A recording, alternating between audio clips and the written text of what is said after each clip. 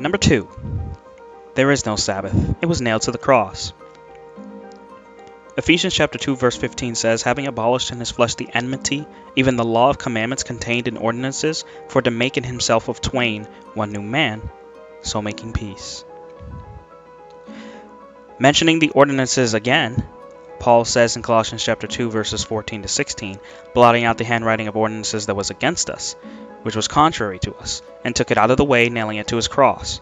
And having spoiled principalities and powers, he made a show of them openly, triumphing over them in it. Let no man therefore judge you in meat or in drink or in respect of an holy day or of the new moon or of the Sabbath days. Are these verses saying Christ nailed the seventh-day Sabbath contained in the Ten Commandments to the cross? It appears so, because it does mention Sabbath days in Colossians chapter 2 verse 16. However, it also mentions the new moons, holy days, meat, and drink. Why does this matter? The Bible makes a distinction between the seventh-day Sabbath and the other feasts. The context is the key. Imagine coming across a Christian saying we need to be circumcised. Immediately your mind goes to physical circumcision and you respond by saying, circumcision was done away with. Then they respond to you by saying, I was talking about the heart, as the scriptures talk about the circumcising of our hearts. All you heard was one out of context part and assumed you knew what the entire conversation was about. Yet you were wrong. The same thing happens here. Many assume that the seventh-day Sabbath was done away with as well, but misunderstand what Paul is talking about.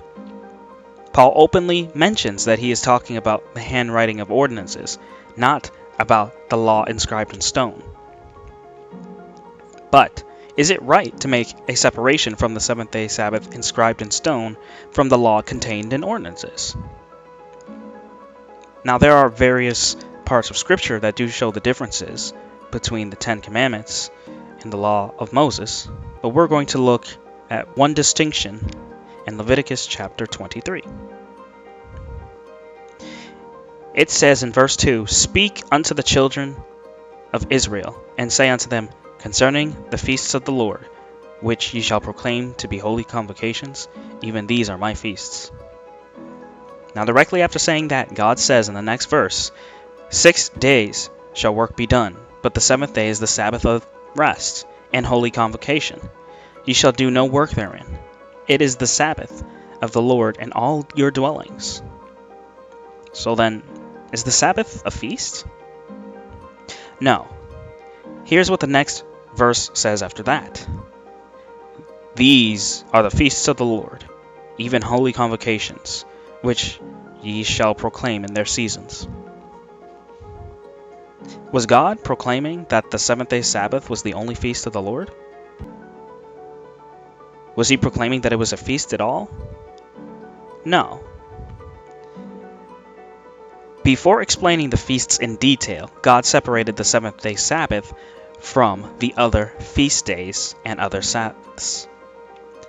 In modern terms, it would be like saying, I'm going to proclaim to you my feast days, but first, remember to keep the Sabbath day holy. This is of utmost importance. The feast days do not negate my Sabbath in any way, shape, or form.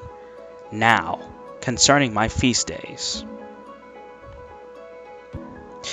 Now, notice that God himself did not just separate the Sabbath from his feast days in the early part of this chapter, but he also separated it again near the end of this chapter as well. After explaining all his feasts, God says in Leviticus chapter 23 verses 37 and 38, these are the feasts of the Lord which ye shall proclaim to be holy convocations, to offer an offering made by fire unto the Lord, a burnt offering, and a meat offering, a sacrifice, and drink offerings, everything upon his day. Beside the Sabbaths of the Lord, and beside your gifts, and beside all your vows, and beside all your freewill offerings which ye give unto the Lord. Did you notice what God said here? He says that those are the feasts which they are to do, which include meat and drink offerings, just like what Paul mentioned in Colossians chapter 2 verses 14 to 16. And they are to do those things besides the Sabbath of the Lord. The word beside here indicating that, yes, as shown earlier, the seventh-day Sabbath is not in connection with the feast days and their Sabbaths. The words Sabbath days are not a blanket term for every single Sabbath in existence when reading Colossians chapter 2 verses 14 to 16. Paying attention to the context is key. We cannot say that God did away with the seventh-day Sabbath any more than we can say God did away with all types of circumcision, including the circumcision of the heart. That would be to ignore the context of what Paul is saying, especially when he directly tells us that our hearts are to be circumcised. Paul directly explains that yes, while the feast days are done away with in the temporal form, we still keep the seventh-day Sabbath holy. He even explains that we should not forsake the assembling together of ourselves, as is the manner of some who call themselves Christians, yet forsake the Sabbath assembly.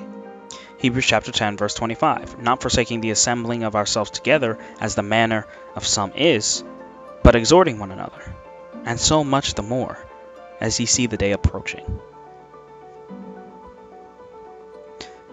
With that said, thank you for watching the video, and God bless.